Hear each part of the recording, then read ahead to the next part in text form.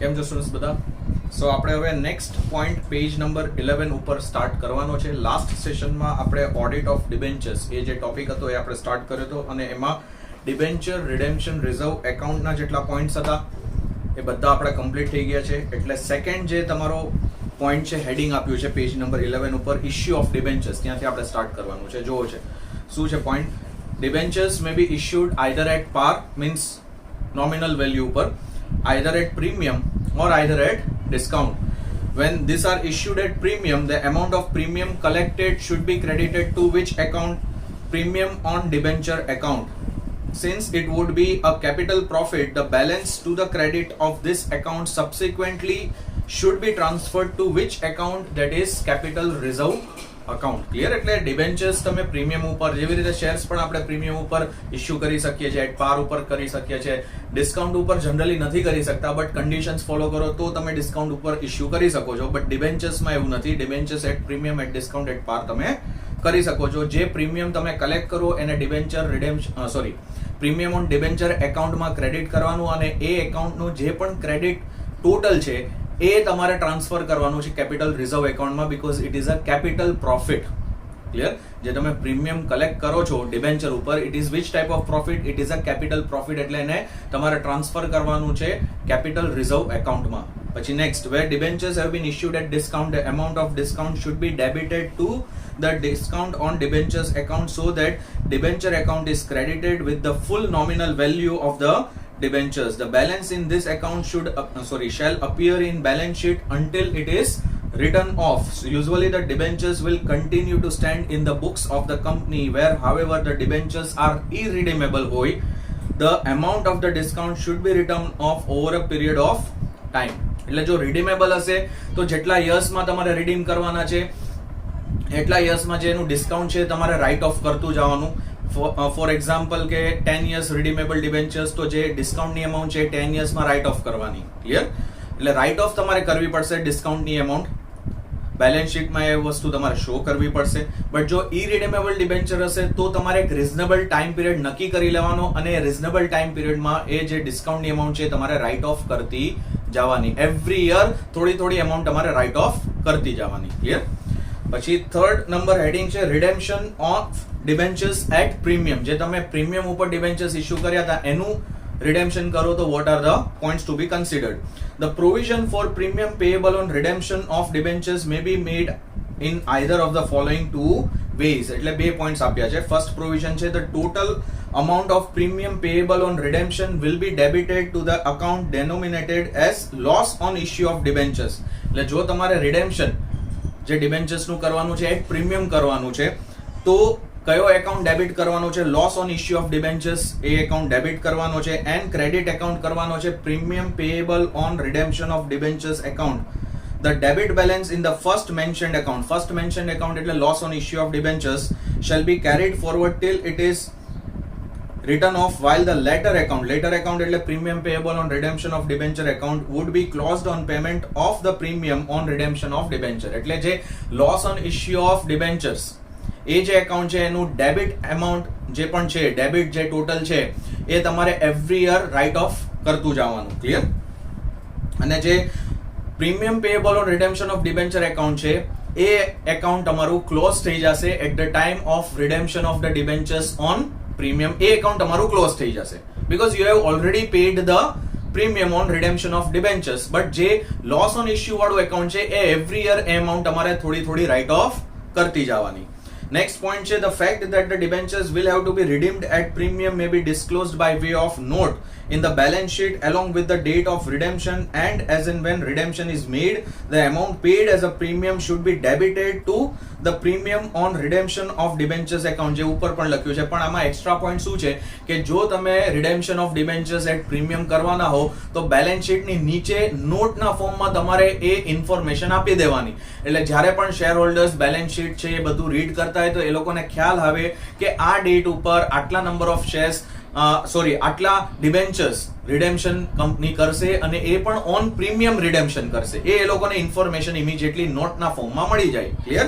પછી next, it may be noted that second method is only a slight variation of the first in so far that in the later case the premium paid on debentures will be written off subsequent to the redemption. Second method એટલે જે second point છે એમાં જે તમે premium pay કરો છો રિડેમ્પશન નું એ amount તમારે રાઇટ ઓફ કરતી જવાની. જે પહેલો પોઈન્ટ હતો એમાં રિડેમ્પશન ની જે એમાઉન્ટ છે પ્રીમિયમ રિડેમ્પશન ઉપર તમે પે કરો છો એ જે એમાઉન્ટ છે રાઇટ ઓફ નથી કરવાની, તમારે loss on issue of debenture ની એમાઉન્ટ રાઇટ ઓફ કરવાની છે. પણ જે સેકન્ડ પોઈન્ટ છે, સેકન્ડ મેથડ છે, એમાં loss on issue of debenture નો કોઈ પોઈન્ટ જ નથી. એમાં એ લોકોએ શું કીધું છે કે તમારે નોટ ફોર્મમાં ખાલી ઇન્ફોર્મેશન આપી દેવાની અને જે premium on redemption of debenture એકાઉન્ટમાં જે એમાઉન્ટ છે ને એ તમારે રાઇટ ઓફ કરતી જવાની એવરી યરમાં. એટલે આ બે મેથડ્સ છે. If you are redeeming the debentures on premium, you can follow any of these two methods according to the provisions of the act. Clear? ચલો, fourth last point છે એમાં interest on debentures. The payment of interest should be vouched with the acknowledgement of the debenture holders, endorsed warrants, and also in the case of bearer debentures with the coupon surrendered. એટલે જે પણ તમે interest pay કરો છો debentures ઉપર એનું તમારે vouching કરવું હોય તો આઈધર તમે ડિબેન્ચર હોલ્ડર ને જે પેમેન્ટ કર્યું, ક્લિયર, તમે બેંકમાં ડાયરેક્ટલી ક્રેડિટ કર્યા તો તમે એ વાઉચ કરી શકો છો કે બેંક એકાઉન્ટમાં ક્રેડિટ થયા છે ડાયરેક્ટલી તમારા એકાઉન્ટમાંથી, તો વન બાય વન તમે બધી એમાઉન્ટ એ ચેક કરી શકો છો. આઈધર તમે એન્ડોઝ વોરંટ, જો ડિબેન્ચર હોલ્ડર હોય તો તમે એને ડિબેન્ચર વોરંટ આપેલા હોય તો ડિબેન્ચર વોરંટમાં શું ઇન્ટરેસ્ટની એમાઉન્ટ પે કરવાની છે એની એમાઉન્ટ હશે તો એની જોડે તમે ચેક કરી શકો છો. આઈધર જો બેરર ડિબેન્ચર હોય, બેરર એટલે શું કે જેની પાસે ડિબેન્ચર હશે એ એનો ઓનર, તો in case of bearer debenture જે પણ તમે એને ઇન્ટરેસ્ટનું કૂપન આપેલું છે, coupon means generally interest only, જે તમે કૂપન જેવી રીતે ડિબેન્ચર વોરંટ માટે તમે વોરંટમાં જે એમાઉન્ટ લખી હશે ડિબેન્ચર ઇન્ટરેસ્ટની, એવી રીતે બેરર ડિબેન્ચર માટે એમાં બેરર ડિબેન્ચરમાં તો કોઈ જગ્યાએ એમાઉન્ટ ન લખેલી હોય, બટ કૂપન તમે સેપરેટલી આપશો. કૂપન સરેન્ડર કરવાનું, સરેન્ડર એટલે કૂપન તમારે પાછું આપી દેવાનું એઝ અ ડિબેન્ચર હોલ્ડર. જેની પાસે ડિબેન્ચર હોય એ કૂપન પાછું આપે, એની સામે એ લોકો તમને ઇન્ટરેસ્ટ પોર્શન પે કરે. એટલે કૂપન્સ જે પણ સરેન્ડર થયા હોય એ તમારે ચેક કરવાના અને એની સામે ઇન્ટરેસ્ટ કેટલું પે થયું છે એ તમારે ક્રોસ વેરીફાઈ કરી લેવાનું. Next, the total amount paid should be reconciled with the total amount due and payable with the amount of interest outstanding for the payment. Interest on debentures is payable whether or not there is a profit. Therefore, provision should be made unless it has been specially agreed with the debenture holders that interest in such a case would be waived by them. Clear? એટલે compulsory ડિબેન્ચરનું જે interest છે તો તમારે pay કરવું પડશે whether or not company is earning profit. Otherwise જો તમે ડિબેન્ચર હોલ્ડર પાસેથી પરમિશન લીધી હોય કે ભાઈ અમે જો લોસ થશે તો ઇન્ટરેસ્ટ નહીં પે કરીએ, એવી પરમિશન પહેલાથી તમે લઈ લીધી હશે તો ઠીક છે, નહીં પે કરો તો ચાલશે. બાકી તો તમારે કમ્પલસરી ડિબેન્ચરનું ઇન્ટરેસ્ટ પે કરવું પડશે. Last line, the interest paid on debentures like that on other fixed loans must be disclosed as a separate item in the profit and loss account. એમાં તમારે અલગથી દેખાડવાનું, પ્રેઝન્ટ કરવાનું ઇન્ટરેસ્ટ પેડ ઓન ડિબેન્ચર્સ એવી રીતે profit and loss એકાઉન્ટમાં દેખાડી દેવાનું. Clear? So that is the end of audit of debentures. હવે આપણે લાસ્ટ ટોપિક સ્ટાર્ટ કરીએ છીએ, that is audit of share કેપિટલમાં ઓડિટ ઓફ ડિવિડન્ડ. આ ટોપિક માર્ક કરજો, આઈએમપી ટોપિક છે, આમાંથી તમને એમસીક્યુઝ પૂછાય છે, ઇવન એક્સટર્નલ એક્ઝામ માટે પણ આ ટોપિક ઇમ્પોર્ટન્ટ છે. ક્લિયર? જો શું છે ફર્સ્ટ પોઈન્ટ એમાં વેરિફિકેશન ઓફ ડિવિડન્ડનો છે. તો procedure for verification of payment of dividend is stated below. તો ફર્સ્ટ પોઈન્ટ છે examine the company's memorandum and articles to ascertain the dividend rights given to different classes of the shares. જેટલા પણ અલગ અલગ classes of shares company issue કરે છે, દરેકે દરેક ક્લાસીસ ઓફ શેરને શું ડિવિડન્ડ મળશે, શું એમના રાઇટ્સ છે related to dividend, A memorandum અને આર્ટિકલ્સના બેઝ ઉપર તમારે વેરીફાઈ કરવાનું. ક્લિયર? પછી સેકન્ડ છે confirm that the profits appropriated for the payment of dividend are distributable having regards to the provisions which are contained in section 123. If the company proposed to pay dividend out of the past profits which are in reserves, see that either this is in accordance with the rules which are framed by central government in this behalf or either the consent of the government has been obtained. Generally જે ડિવિડન્ડની amount છે એ તમારે pay કરવાની છે always out of profit. Current યરના જે profits હોય એમાંથી જ તમારે ડિવિડન્ડ ડિસ્ટ્રીબ્યુટ કરવું પડે.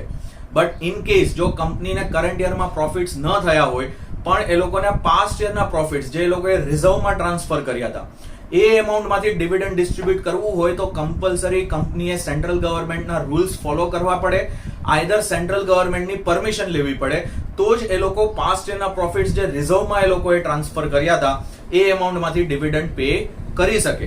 જો એ લોકોને પરમિશન નહીં મળે તો એ લોકો ડિવિડન્ડ એ એમાઉન્ટમાંથી પે નહીં કરી શકે. Clear? Number 3, in respect of shareholders minutes book to verify the amount of dividend declared and confirmed that the amount recommended by the directors. એટલે shareholders ની મીટિંગમાં જે પણ ડિવિડન્ડ કંપની ડિક્લેર કરશે એનું ડિસિઝન લેવાનું હશે તો એમાઉન્ટ તમારે ત્યાંથી કન્ફર્મ કરવાની કે કેટલી ડિવિડન્ડ એમાઉન્ટ કંપની પે કરવાની છે. અને ડિરેક્ટર્સ મીટિંગમાં પણ એનું આપણે કહીએ ડિસિઝન લેવાઈ ગયું હોય તો એ પણ તમારે ચેક કરી લેવાનું. Clear? Number 4, if the separate bank account was opened for the payment of dividend, check the transfer of total amount of dividend payable from which account, dividend account. એટલે ઘણી બધી કંપનીઝ કરતી હોય છે કે એ લોકો બેંક એકાઉન્ટમાં એક સેપરેટ એકાઉન્ટ ઓપન કરાવે કે એ એકાઉન્ટમાં જે પણ ફંડ હશે ને એ ડિવિડન્ડ પેમેન્ટ માટે જ યુઝ થશે. તો જે બેંક એકાઉન્ટ છે એમાં જે તમે ફંડ ટ્રાન્સફર કરશો એ ડિવિડન્ડ એકાઉન્ટમાંથી જ ટ્રાન્સફર કરશો અને પછી એ બેંક એકાઉન્ટમાંથી જ દરેક શેર હોલ્ડરને ડિવિડન્ડ તમારે પે કરવાનું આવશે. એટલે એ ચેક કરવાનું. Number 5, check the particulars of members as are entered in the dividend register, dividend list by reference to the register of members. Register of members માં જે પણ ડિટેલ્સ છે શેર હોલ્ડરની એની જોડે ડિવિડન્ડ રજિસ્ટર તમારે મેચ કરવાનું. સામે તમારે બધી એન્ટ્રીઝ જોઈ લેવાની, મેમ્બર્સની ડિવિડન્ડ એમાઉન્ટ ચેક કરી લેવાનું. Clear? Test check the calculation, the gross amount of dividend payable to each shareholder on the basis of the number of shares held and the amount of CDT if applicable. Clear? એટલે તમારે એ વસ્તુ check કરી દેવાની કે dividend ની amount શું છે દરેક શેર હોલ્ડર ની.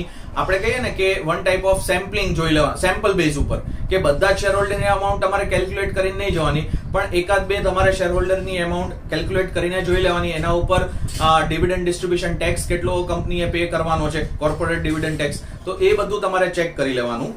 પછી 6th point છે check the amount of dividend paid with the dividend warrant which are surrendered, reconcile the amount of dividend warrant outstanding with the balance. એટલે જે ડિવિડન્ડ ની અમાઉન્ટ પે થઈ છે એ તમારે ચેક કરવાની ક્રોસ વેરીફાઈડ ડિવિડન્ડ વોરંટ જોડે. જેમ આપણે ડિબેન્ચર નો પોઈન્ટ હતો એમાં ડિબેન્ચર વોરંટ હતો, એવી રીતે અહીંયા ડિવિડન્ડ વોરંટ કંપની આપે તો એ ડિવિડન્ડ વોરંટ કંપનીમાં સરેન્ડર થઈ જાય અને એની સામે કંપની ડિવિડન્ડ પે કરતી હોય તો એ તમારા સામે ક્રોસ વેરીફાઈ કરી દેવાનું કે કેટલા વોરંટ સરેન્ડર થયા અને એની સામે ડિવિડન્ડ એટલું જ પે થયું છે કે નથી થયું. Next, 7th point, examine the dividend warrant in respect of previous years presented during the year for the payment and verify that by their payment any provision which is contained in articles in the matter of period of time during which amount of unclaimed dividend can be paid had been contravened or not. એટલે જો past years માં પણ તમે dividend warrant surrender કરીને dividend pay કર્યું હોય તો એકવાર past year રિલેટેડ પણ તમારે ચેક કરી લેવાનું અને કોઈ પણ પ્રોવિઝન સેક્શન નંબર 123 ની કોઈ પણ પ્રોવિઝન્સ કોન્ટ્રાવિન એટલે ફોલો ન કરી હોય પાસ્ટ યર રિલેટેડ એવું તો નથી થયું ને એ તમારે એકવાર ચેક કરી લેવાનું. ક્લિયર? પછી 8th point છે according to section 123 as it is compulsory for the company to transfer the total amount of dividend, આ પોઈન્ટ માર્ક કરજો, ઇમ્પોર્ટન્ટ છે MCQ માટે, which remains unpaid or unclaimed. Clear? જે કંપનીએ ડિવિડન્ડ ડિક્લેર કરી હોય, જે એમાઉન્ટ કંપનીએ સ્પેસિફાઈ કરી હોય કે આટલું ડિવિડન્ડ અમે પે કરશું અને જો માની લો કંપનીથી એ એમાઉન્ટ પે ન થઈ ઓર આઈધર કોઈ એમાઉન્ટ એ ક્લેમ કરવા ન આવ્યું, શેર હોલ્ડર કોઈ એમાઉન્ટ જ ક્લેમ કરવા ન આવ્યું. Clear? Within how many days લખ્યું છે, અંડરલાઈન કરો, within 30 days of the declaration of dividend. કંપનીએ ડિવિડન્ડ ડિક્લેર કર્યું એના 30 દિવસની અંદર કંપનીએ ડિવિડન્ડ હજુ પે નથી કર્યું, આઈધર કોઈ પણ શેર હોલ્ડરમાંથી ક્લેમ કરવા નથી આવ્યું dividend amount to the special bank, તો જે એ એમાઉન્ટ છે ને એ કંપનીએ સ્પેશિયલ બેંક એકાઉન્ટમાં, એ એકાઉન્ટનું નામ છે unpaid dividend account of dash, જે પણ તમારું કંપનીનું નામ છે એવું એક તમારે બેંક એકાઉન્ટ ઓપન કરવાનું અને એ એકાઉન્ટમાં એ એમાઉન્ટ તમારે ટ્રાન્સફર કરી દેવાની. ક્લિયર? એટલે 30 days ની અંદર ડિક્લેરેશન ઓફ ડિવિડન્ડ કરો એના 30 days ની અંદર એમાઉન્ટ ડિવિડન્ડ ની પે થઈ જવી જોઈએ. જો તમે પે ન કરો કે આઈધર શેર હોલ્ડર ક્લેમ ન કરે તો એ જે એમાઉન્ટ છે એ તમારે આ સ્પેસિફિક સ્પેશિયલ એકાઉન્ટમાં ટ્રાન્સફર કરી દેવાની. પછી આગળ લખ્યું છે such an account is to be opened only in which bank, schedule બેંકમાં જ ઓપન કરાવવાનું. The transfer must be made within how many days? 7 days from the date of expiry. 30 દિવસ તમારા પતી ગયા, નેક્સ્ટ 7 days ની અંદર ટ્રાન્સફર થઈ જવી જોઈએ એમાઉન્ટ. ક્લિયર? પછી નેક્સ્ટ 2 લાઇન્સ કેન્સલ કરી નાખો, એ ખાલી મીનિંગ આપ્યો છે ડિવિડન્ડ which remains unpaid નો મીનિંગ શું છે. Next 9th point, in case of any money transferred to the unpaid dividend amount amount નથી, એ એકાઉન્ટ છે. Unpaid dividend account of the company remains unpaid or unclaimed for a period of how many years? 7 years. તમે જે amount એ એકાઉન્ટમાં transfer કરી અને એ એકાઉન્ટમાંથી પણ હજુ પે ન કરી, ક્લિયર, કોઈ ક્લેમ કરવા ના આવ્યું કે આઈધર કંપનીએ પે ન કરી, કેટલા વર્ષ માટે? 7 years માટે. તો પછી એ એમાઉન્ટ નું શું કરવાનું લખ્યું છે? From the date of transfer shall be transferred to investor education and protection fund. આ ગવર્મેન્ટ ફંડ મેન્ટેન કરે છે, એ ફંડ નું નામ છે investor education and protection fund. એ ફંડમાં એ એમાઉન્ટ તમારે આફ્ટર 7 years ટ્રાન્સફર કરી દેવાની. એટલે 7 years વેઇટ કરવાનું. કંપનીએ ડિવિડન્ડ પે કરી દે છે, આઈધર કોઈ શેર હોલ્ડર ડિવિડન્ડ ક્લેમ કરવા આવી જાય છે કે નથી આવતો, અધરવાઇઝ આ ફંડમાં ટ્રાન્સફર કરી દેવાની. Clear? Next 10th point, ensure that the compliance in case of dividend is paid in case of inadequate profits. જો કમ્પ્લાયન્સ કર્યું છે કંપનીએ કે નથી કર્યું, કે કંપની પાસે પ્રોફિટ્સ નતા તો ડિવિડન્ડ કેવી રીતે પે કર્યું, પ્રોવિઝન્સ ફોલો કરીને ડિવિડન્ડ પે કર્યું છે, એ વેરીફાઈ કરવાનું. પછી સેકન્ડ જે હેડિંગ છે that is about interim dividend. એટલે in between the year company જે ડિવિડન્ડ ઇશ્યુ કરે, generally dividend at the end of the year issue થતું હોય, but in between the year જો ડિવિડન્ડ ઇશ્યુ કરે કંપની, એને કહેવાય ઇન્ટરિમ ડિવિડન્ડ. ક્લિયર? તો લખ્યું છે company may distribute the part of its profits. લખ્યું છે during 2 annual general meetings. That means the company may declare dividend before the close of the accounting year and finalization of the accounts. Board may from time to time pay to the members such interim dividend as appeared to be justified by the company. However, the definition of dividend includes interim dividend also. તો એમાં first point છે, the board of directors may declare interim dividend and including the interim dividend shall be deposited in the separate bank account. જેવી રીતે ડિવિડન્ડમાં પણ તમે separate bank એકાઉન્ટમાં transfer કરતા હતા, ડિવિડન્ડની અમાઉન્ટ જે ડિક્લેર કરવાની હતી, એવી જ રીતે ઇન્ટરિમ ડિવિડન્ડની અમાઉન્ટ જે ડિક્લેર કરી છે એ તમારે સેપરેટ બેંક એકાઉન્ટમાં ટ્રાન્સફર કરવાની. Within how many days? 5 days from the date of declaration of સચ ડિવિડન્ડ. ક્લિયર? એટલે વિધિન 5 days એટલો પાર્ટ અંડરલાઈન કરજો, લિમિટ છે, એ તમને MCQ માં પૂછી શકે. નેક્સ્ટ બી પોઈન્ટ છે, the amount of dividend including interim dividend so ડિપોઝિટેડ under subsection 1A shall be used for the repayment of interim dividend also. એટલે ડિવિડન્ડ એમાઉન્ટ જે તમે બેંક એકાઉન્ટમાં ડિવિડન્ડની એમાઉન્ટ ટ્રાન્સફર કરી હતી, એ એમાઉન્ટ જો પે ન થઈ હોય તો એ એમાઉન્ટ પણ ઇન્ટરિમ ડિવિડન્ડ પે કરવા માટે કંપની યુઝ કરી શકે, બીકોઝ ડિવિડન્ડ વર્ડમાં ઇન્ટરિમ ડિવિડન્ડ પણ ઇન્ક્લુડ થઈ જાય છે. એટલે જે પણ એમાઉન્ટ બેંકમાં ડિવિડન્ડ પે કરવા માટે પડી છે એ એમાઉન્ટ તમે ઇન્ટરિમ ડિવિડન્ડ પે કરવા માટે પણ યુઝ કરી શકશો. નંબર 3 કેન્સલ કરી નાખો. એ પ્રોવિઝન્સ બધી તમારે ફોલો કરવાની છે, ઇમ્પોર્ટન્ટ નથી, એ સેક્શન નંબર્સ આપ્યા છે. Next line also therefore conditions and procedure, એ લાઈન પણ કેન્સલ કરી નાખો. એની નીચેના પેરેગ્રાફમાં આવી જાઓ. Right to dividend, right shares, bonus shares to be held in abeyance pending registrations of transfer of shares. Clear? આ આખું એક તમને હેડિંગ આપી દીધું છે. જો શું લખ્યું? સેક્શન 126, એ ઉપર સેક્શન્સ આપી દીધી, એનું નીચે તમને એક્સપ્લેનેશન આપ્યું છે. Section 126 of Companies Act requires that where any instrument of transfer of shares has been delivered to any company for registration and transfer of such shares has not been registered by the company. Share transfer નો આપણે આખો point learn કર્યો હતો, share transfer audit નો, કે company જો કોઈ પણ share holder એના shares કોઈ બીજાને ટ્રાન્સફર કરવા માંગતા હોય તો એને ટ્રાન્સફર ડોક્યુમેન્ટ આપવું પડે કંપનીને. તો માની લો કે કંપની પાસે ટ્રાન્સફર રિલેટેડ ડોક્યુમેન્ટ્સ આવી ગયા છે પણ હજુ પણ કંપનીએ ટ્રાન્સફરને રજીસ્ટર નથી કર્યું, તો એ સિચ્યુએશનમાં ડિવિડન્ડ કેવી રીતે પે થાય એનો આખો આ પોઈન્ટ છે સેક્શન 126 નો. તો આગળ લખ્યું છે કંપની શેલ ટ્રાન્સફર, લખ્યું છે the dividend in relation to such shares to special account referred in section 124. એ કેસમાં જે પણ ડિવિડન્ડની એમાઉન્ટ છે એ તમારે અલગ એક એકાઉન્ટમાં ટ્રાન્સફર કરી દેવાની, સ્પેશિયલ એકાઉન્ટમાં. Clear? Further the company shall also keep in abeyance and offer to write shares and any issue of fully paid up bonus shares in respect of such shares which have not been registered by the company. એટલે hold ઉપર રાખી દેવાના.